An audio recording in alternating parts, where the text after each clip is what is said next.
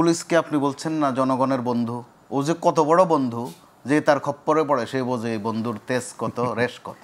তো হাসনাত আবদুল্লাহ এর আগে সেনাবাহিনী প্রধান নিয়েও বলেছেন, যে কারণে তার বলার বিষয়টাকে আমি খুব আলাদা করে দেখতে চাই না। যেহেতু একটি গ্রুপের সাথে বিষয়ে তিনি বলেছেন, আমাদের দু একদিন অপেক্ষা করাই ভালো। আগের অভিজ্ঞতার থেকে হয়তো আগামীকাল পরশু বলবেন যে এটা তিনি বলেননি। এর আগে যখন তিনি সেনাবাহিনী প্রধান সম্পর্কে বলেছিলেন, এক পর্যায়ে তিনি দুঃখ প্রকাশ করেছিলেন কি যে এইভাবে বলাটা ঠিক হয়নি। তাহলে আবার কোনভাবে বলাটা ঠিক ছিল ওইটা কিন্তু জানান নেই। তো এরকম একটা অবস্থায় আমরা একটু ব্যথিত। অবশ্যই গণমাধ্যম নিয়ে তিনি কথা বলেছেন।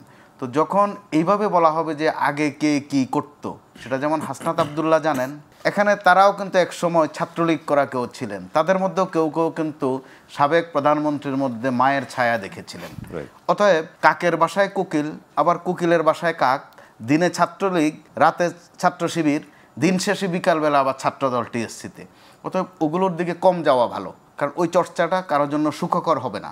আঘাতপ্রাপ্ত হবেন কেউ না কেউ। আবার আঘাত যখন দিতে যাবেন একটু হলেও খাবেন।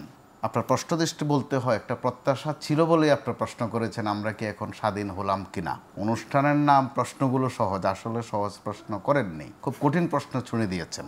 এরপরে যার যার উপলব্ধির একটা জায়গা আছে। উপলব্ধির জায়গাটা হচ্ছে এই, আসলেই তো আমরা কলঙ্কিত হয়েছি, অপমানিত হয়েছি। অন্য কে কতটুকু অপমান করলো তার চেয়ে নিজেদেরকে অপমানিত করেছি যথেষ্ট পরিমাণে। ওই গ্লানি আমাদের কিন্তু টানতে হচ্ছে, হয়তো বা আরও টানতে হবে। যে কারণে প্রশ্ন উঠেছে গণমাধ্যম কি স্বাধীন হলো, প্রশ্ন আরও উঠুক, উঠতেই থাকবে এবং উঠাই উচিত। কারণ আমলনামা দৃষ্টিই কিন্তু পরবর্তী পদক্ষেপগুলো হয়। এই ক্ষেত্রে উল্লেখ করতে হয় আমাদের বিভিন্ন পেশার প্রতি মানুষের কিছু বিশেষণ আছে, আদর করে এগুলো ডাকে। আপনি সেনাবাহিনীর নাম যখন উচ্চারণ করবেন দেখবেন যে খুব বোঝে না শব্দটার অর্থ, সেও বলে দেশপ্রেমিক সেনাবাহিনী, ওইটা ছাড়া শব্দটা কমপ্লিট হয় না। সাংবাদিকদের নাম উচ্চারণ করতে গেলে বলে যে জাতির বিবেক, এটা ছাড়া সাংবাদিক নাম উচ্চারণ হয় না। তো তার মানে অর্থ কিন্তু এটা না যে বিবেক সব সাংবাদিকদের আছে আর বাদ বাকিদের কিচ্ছু নাই। এটা আদর, সম্মান। তো ওই সম্মান আমরা নষ্ট করেছি। তো নষ্ট করাতে আজ এত কথা বলতে হচ্ছে। এটার কারণ হচ্ছে গণমাধ্যম কিন্তু একটা দেশের চতুর্থ একটা স্তম্ভ ধরা হয়, এটাও খুশি করার জন্য বলা হয়। রাষ্ট্রীয় ক্ষমতা মানে চতুর্থ ক্ষমতা এটা।